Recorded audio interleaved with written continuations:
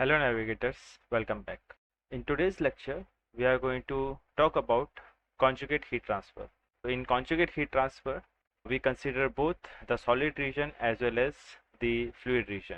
We are interested in solving heat transfer due to conduction within the solid region and how heat is transferred from the solid region to the fluid region and how we can solve various equations and various heat transfer due to convection and radiation within the fluid. We'll set up the same problem, which is flow past a square cylinder, but today we are going to consider half of the domain because we want to put a boundary condition on the wall of the solid as well, so that we can see some kind of conduction also going on within the solid region as well. Let's get started.